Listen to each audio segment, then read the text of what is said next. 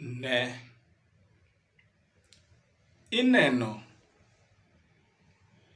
girino chandi kabisa. Girino chandi kendo omiyo dendi ok nyal bedo kata kod afya. Apenji, en in te ma in kod gi adi? Opak Yesu. Owadwa kama intieno, golane ID ni, ketane piny e mbeleni. Ng'iare ID ni no. Dipo nowacho ni nonyuoli 1940s, 50s, 60s kose 70s. Kawane kio ketie mbeleni, cheka ni wiyi. Dipo ineno ka nitie yier maruchere owadwa. Kama intie sani, ang'eyo ni samoro inie piny moro mabor. Para ni chien, kata ka initiere dala, goane wang'i e ot kanyo. Dipo ni neno nyakwari moro, obed maka nyako kose maka wuoyi. Opak Yesu. Kama gin gik magin adier, to kara ang'o matimi owadwa? Paulo wacho ni richo duto ketho chuny, to richo mar terruok to ketho nyaka ringrewa. Awuoyo kodi, ng'iri ane maber. Be ineno kaka dendi chal? Kata irwako angolo, ine mawuoyo kodi. Be ineno kaka dendi chal? Kata irwako sut, be ineno kaka dendi chal? Opak Yesu Ruoth. Inie jal magigo duto te ni kuome, to nikech itimo ohala materie pinje ma oko, kichopo Uganda, immaculate ni kanyo, immaculate nitie Uganda kanyo, mipango ne ot. Owadwa, ka in Kenya ka, Joyce nitie, kendo samoro kidhi Tanzania tikwanye idhi kode. Maureen nitie, Mercy nitie, Vivian nitiere.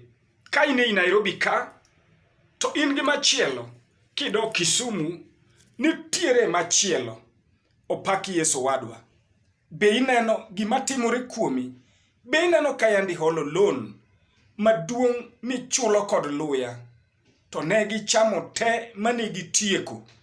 Mane donje loans mag Tala kod Zenka, Fuliza kod M-Shwari, to magi giyudo katindo, gimuonyo ngili. Gin gimuonyo gi mana ngili, nikech gitindo negi. Ai tidong' ka kori onge pesa. Opak Yesu. In ema wuoyo kodi, in mipenjori ni to jali ong'e weche na nadi. Ang'eyo kaka Yesu nofwenyo chi Samaria, e kaka in bende awuoyo kodi. Be ineno gima timi?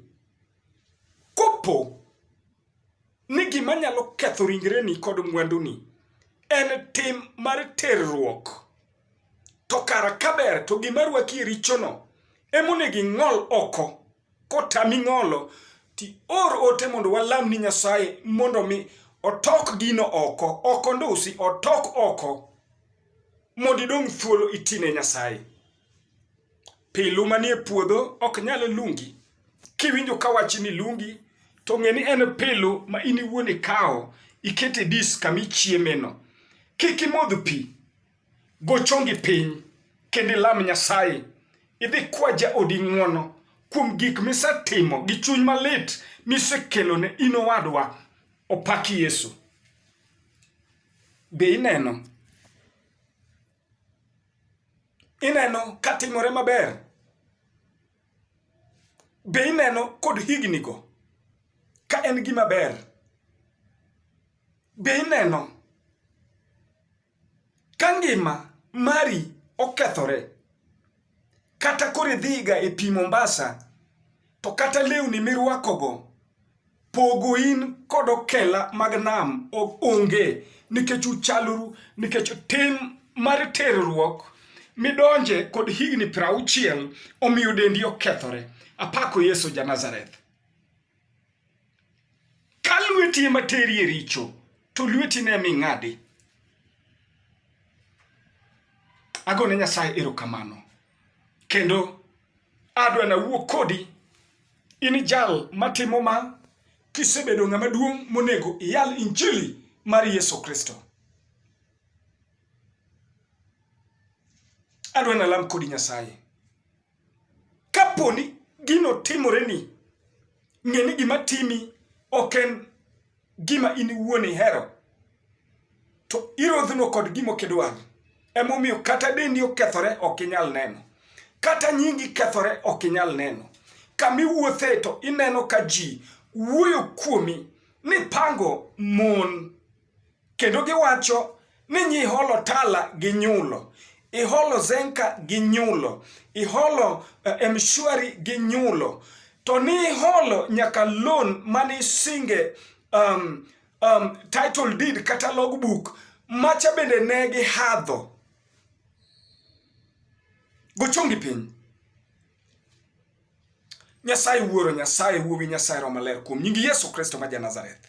Chuny mochido modak kuom jali momiyo opango mon maketho ngimane, amako kendo atweyo e nying Yesu mondo ai kuome, mondo dong' thuolo, mondo tini. Erokamano nikech isetimo. Nyasaye mondo mi oresi. Hallelujah.